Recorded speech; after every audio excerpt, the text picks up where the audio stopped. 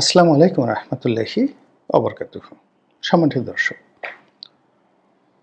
আমাদের অন্তর্বর্তীকালীন সরকার ডক্টর মোহাম্মদ ইউনূসের সরকার, সেই সরকার একটা নির্বাচন দেবে এবং সেই নির্বাচনে গত ১০ মাস ধরে যে টানা হেঁচড়া চলছে, সেই টানা হেঁচড়াটি এতটা তিক্ততার পর্যায়ে চলে গেছে যে দুই পক্ষ অর্থাৎ সরকার এবং রাজনৈতিক দলগুলো রীতিমতো দা কুমড়ার সম্পর্কের পর্যায়ে পৌঁছে গেছে। এবং এই গত ১০ মাসে সরকারের যে বিশ্বাসযোগ্যতা ছিল, গ্রহণযোগ্যতা ছিল, সেটা কেবলমাত্র তলানিতে নয়, এটা একেবারে রিভার্স হয়ে গেছে। ডক্টর মোহাম্মদ ইউনূসের মতো একজন বয়স্ক মানুষ, শুধু বয়স্ক নয়, অতি বয়স্ক। আমাদের দেশে ৮৭-৮৮ বছর, মানে এরা বেশিরভাগ মানুষ যারা নারী বা পুরুষ, তারা বিছানা থেকে উঠতে পারেন না। কণ্ঠস্বর তাদের স্বাভাবিক থাকে না। তারপরে অন্যান্য যে সকল প্রাকৃতিক ক্রিয়াকর্ম রয়েছে, সেখানেও নানা রকম অনিয়ম দেখা দেয়। তো যার জন্য বাংলাদেশের প্রকৃতি এবং পরিবেশে এরকম বয়স হয়ে গেলে তাদের কাছ থেকে মানুষের এক্সপেকটেশন তেমন একটা থাকে না। কিন্তু অবাক করার ব্যাপার হলো যে আমাদের দেশে এরকম ৮০ বছর ৯০ বছর বয়সে আমি অনেক লোককে দেখেছি, যারা সম্মান এবং মর্যাদার এমন একটা পর্যায়ে পৌঁছে গিয়েছিলেন যে তাদের যত বয়স বাড়ছিল তত তাদের সম্মান এবং মর্যাদা জনগণের নিকট বেড়ে গেছিল। কয়েকজন লোকের নাম বলি। যেমন ধরেন, জিয়াউর রহমান সাহেবের সঙ্গে প্রেসিডেন্ট পদে দাঁড়িয়েছিলেন জনাব হাফিজি হুজুর। তো হাফিজি হুজুর শেষ বয়সে তাকে বলতে গেলে হুইল চেয়ারে করে নেওয়া হতো, কিন্তু তার চেহারার মধ্যে যে উজ্জ্বলতা ছিল, তার কণ্ঠে যে লালিত্য ছিল, গাম্ভীর্য ছিল, এবং তাকে কেন্দ্র করে সারা মানুষের, দেশের বাংলার মানুষের যে ভক্তি, শ্রদ্ধা এবং আবেগ ছিল, ওটা এই ইহজন্মে খুব কম মানুষের ভাগ্যেই ঘটে। আরেকজন মানুষের নাম বলি। তিনি ছিলেন সওগাত সম্পাদক নাসিরউদ্দিন সাহেব। তো তার ৯৯তম বয়স, মানে জন্মদিবসে আমি সম্ভবত উপস্থিত ছিলাম। তো তাকে নিয়ে আসা হলো। অসাধারণ তার চেহারা, একটু ভাঙেনি, মানে বুড়ো হয়েছে, কিন্তু দেখলেই মনে হয় একটা চুমো দেই, একটু পা ধরে সালাম করি, একটু জড়িয়ে ধরি। উনি বক্তব্য দিচ্ছিলেন জাতীয় জাদুঘরের মঞ্চে বসে। তো সেখানে ১৯১৮ সনে ১৯ সনে ১৯১৮ সনে ১৯ সনে তার পত্রিকায় কোন লেখা ছাপা হয়েছে সওগাতে, নজরুল কোন কবিতাটি নিয়ে এসেছিলেন, সেই কবিতাটি তিনি মুখস্থ বলে দিচ্ছিলেন টু দি পয়েন্টে। এরকম অসাধারণ বাগ্মিতা, এরকম অসাধারণ স্মৃতি, এবং জীবনের এই প্রান্তে এসে এরকম শ্রদ্ধা জানানো মানুষ আমি দেখিনি।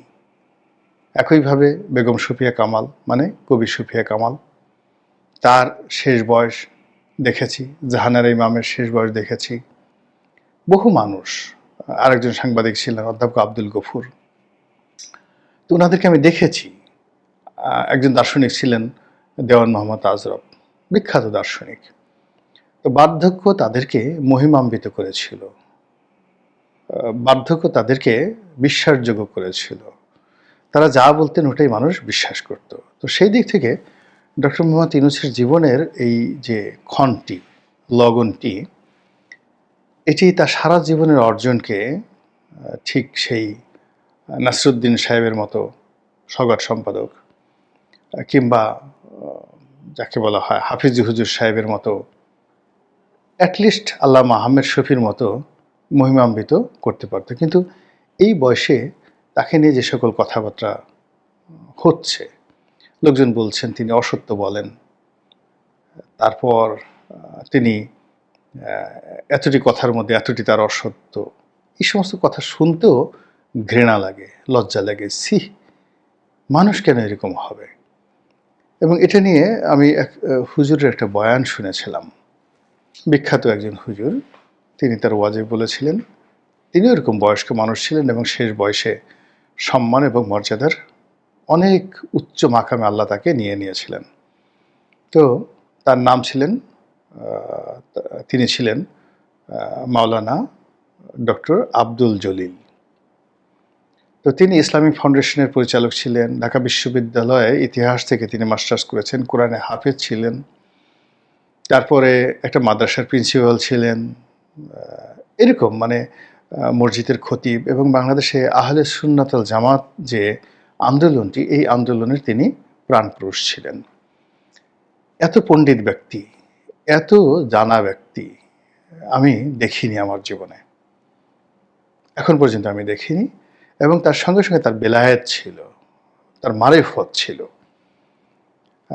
সেই মারেফত জিনিসটা যারা কাছাকাছি গেছেন আমাদের এই সমাজে, এখন আমি ওরকম মারেফতওয়ালা লোক একজনকে দেখছি না ইসলামী অঙ্গনে, যেটা মাওলানা আব্দুল জলিল সাহেবের ছিল, যেটা হাফিজ হুজুর সাহেবের ছিল, সেটা মাওলানা শামসুল হুদা পাঁচবাগী সাহেবের ছিল, জাতীয় মসজিদের খতিব ওবায়দুল্লাহ সাহেবের ছিল। মানে মানে ওনাদের ইলমে শরীয়ত এবং ইলমে মারফত, এই দুটো একসঙ্গে ছিল। যখন একটা মানুষের ভিতরে মারেফত এসে যায়, তখন তার চেহারার মধ্যে এক ধরনের লাবণ্য আপনি দেখতে পাবেন। তার সামনে যাওয়ার সঙ্গে সঙ্গে আপনার মাথা নত হয়ে যাবে। তার কথা শোনার সঙ্গে সঙ্গে আপনি মন্ত্রমুগ্ধ হয়ে তার কথা শুনবেন, এরকম আর কি অবস্থা। তো ওই মাওলানা আব্দুল জলিল সাহেব, তার মুখে শোনা, সেটি কি হাদিসের বয়ান না কোরআনের কোনো আয়াতের তাফসীর আমার ঠিক মনে নেই। বক্তব্যটা হলো যে আল্লাহ রাব্বুল আলামিন বলেন যে তার কোনো বান্দা যদি বৃদ্ধ হয়ে যায়, যার চুল এবং দাড়ি পেকে যায়, তো এই মানুষকে, এই ধরনের বৃদ্ধ বান্দাকে তার শাস্তি দিতে ভীষণ রকম লজ্জা হয়। মানে এখন এই যে কথাটা আমার মানে হৃদয়ের মধ্যে যে কীভাবে তোলপাড় করছে, আমি যেগুলো বলতে যাই আপনারা হয়তো অনেক সেদিন নিতে পারবেন না। আমি সেদিন অনেক কেঁদেছিলাম এই ওয়াজটা, যেদিন আমি শাহজাহানপুর রেলওয়ে মসজিদে শুনেছিলাম যে হুজুর বলেছিলেন যে যেখানে আল্লাহ রাব্বুল আলামিন একজন বয়স্ক মানুষকে শাস্তি দিতে গিয়ে, তার চাকর, তার বান্দা, তাকে শাস্তি দিতে গিয়ে আল্লাহ লজ্জা পান, সংকোচ বোধ করেন। তো সেখানে জীবন মৃত্যুর সন্ধিক্ষণে দাঁড়িয়ে আল্লাহকে লজ্জায় ফেলতে যে বান্দার কোনো বিবেক কাজ করে না, বোধ কাজ করে না, তার প্রতি সারা দুনিয়ার সৃষ্টিকুলে লানত পড়তে থাকে। এটা আমি বললাম।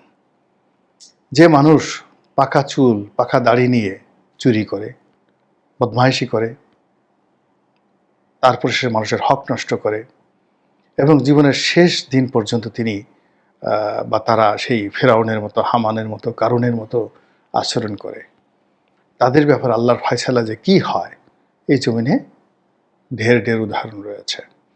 তো সেই দিক থেকে আপনি চিন্তা করেন যে ডক্টর মোহাম্মদ ইউনূস, আল্লাহ রাব্বুল আলামিন তার এই জীবনের শেষ প্রান্তে এসে তাকে যে নিয়ামত দিয়েছিলেন রাষ্ট্র ক্ষমতা, এর চেয়ে বড় নিয়ামত হয় না।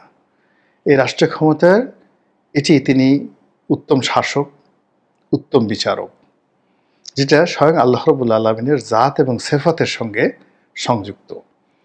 এবং একজন উত্তম শাসক এবং উত্তম বিচারকের প্রথম পুরস্কার হলো কিয়ামতের ময়দানে আল্লাহ রাব্বুল আলামিনের যে আরশ সিংহাসন, সেই সিংহাসনের ছায়ার নিচে তারা বসবাস করবে, ডাইরেক্ট জান্নাতি, আর কিছু দরকার নাই।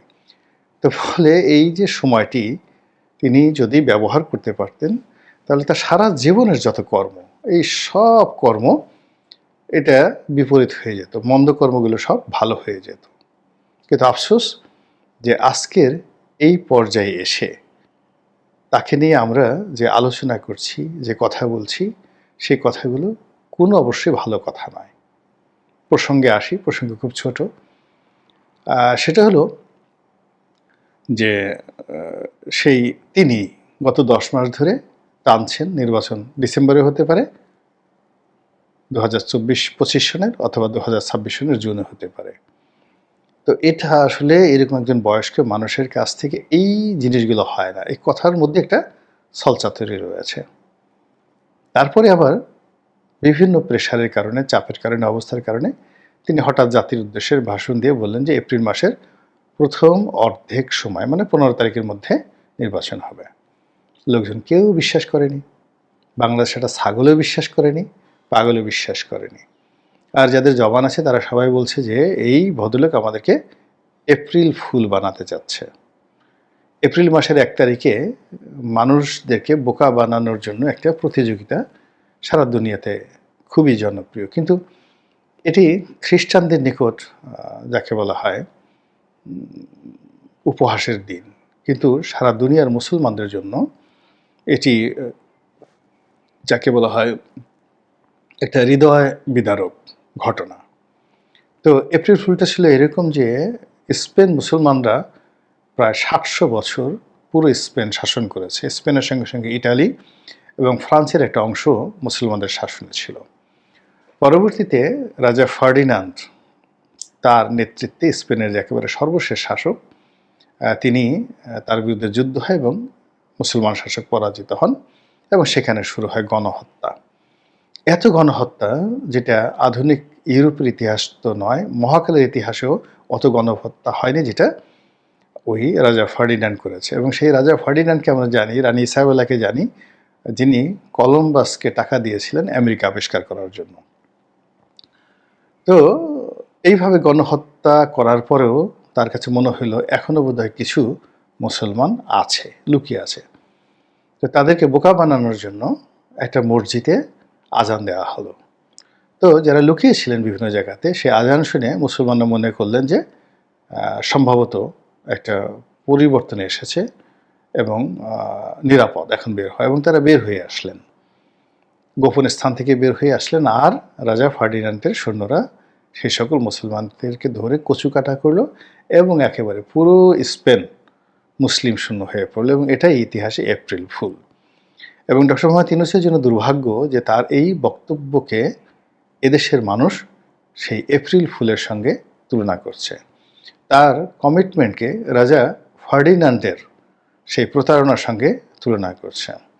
তার যদি উইল ফোর্স থাকে, তার যদি ডিজায়ার থাকে, তার যদি উদ্বেগ থাকে, উৎকণ্ঠা থাকে নির্বাচন নিয়ে, সেটার সঙ্গে এদেশের জনগণ এপ্রিল ফুল কথাটা বলার সঙ্গে সঙ্গেই সেই রাজা ফার্ডিনান্ডের সৈন্যবাহিনীর যে তলোয়ারের ঝনঝনানি এবং রক্তের যে লিপ্সা সেটিকেই বোঝানো হয়। আমাদের এই দেশে যেন এপ্রিল ফুলের মতো কোনো ঘটনা না ঘটে। এপ্রিল আসছে, আসুক না, বসন্ত হয়ে আসুক, লাল গোলাপের শুভেচ্ছা নিয়ে আসুক, কোকিলের ডাক হয়ে আমাদের দেশে আসুক, কিন্তু সেই রাজা ফার্ডিনান্ড এবং রানী ইসাবেলার যে প্রতারণার যে এপ্রিল ফুল সেটি যেন বাঙালির জীবনে আর কখনো না আসে। আল্লাহ আমাদের সবাইকে হেদায়েত দান করুন এবং হেফাজত করুন। আসসালামু আলাইকুম ওয়া রাহমাতুল্লাহি ওয়া বারাকাতুহু।